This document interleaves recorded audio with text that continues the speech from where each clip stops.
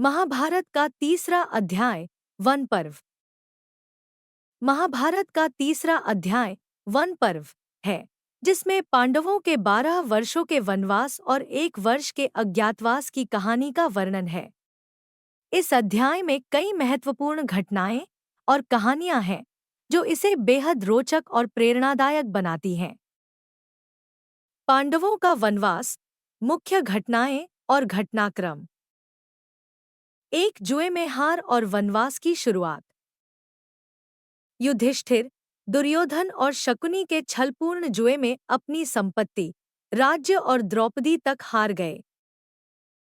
उन्हें 12 वर्षों के वनवास और 1 वर्ष के अज्ञातवास का सामना करना पड़ा। वनवास के दौरान पांडव और द्रौपदी ने कष्टपूर्ण जीवन स्वीकार कर लिया, लेकिन उन्होंने धर्म और सत्य का पालन कभी नहीं छोड़ा। 2, द्रौपदी का क्रोध और युधिष्ठिर का धैर्य। वनवास के दौरान द्रौपदी कौरवों के अपमान को याद कर दुखी और क्रोधित होती थी।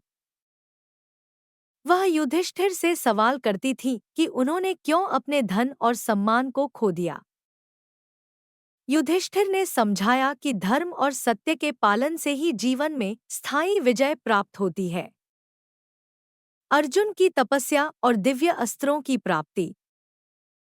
अर्जुन ने पांडवों की सुरक्षा के लिए दिव्य अस्त्र प्राप्त करने का निर्णय लिया। उन्होंने भगवान शिव की कठोर तपस्या की और उनसे पाशुपतास्त्र प्राप्त किया। अर्जुन ने इंद्रलोक की यात्रा भी की और वहां से अन्य शक्तिशाली अस्त्र प्राप्त किए। 4, ऋषियों से शिक्षा और प्रेरणा। पांडवों ने वनवास के दौरान कई ऋषियों से भेंट की, जैसे ऋषि लोमश, व्यास और दुर्वासा। उन्होंने धर्म, त्याग और कर्तव्य के महत्व को समझा। राजा नल और दमयंती, सावित्री और सत्यवान जैसी कहानियों ने पांडवों को प्रेरित किया।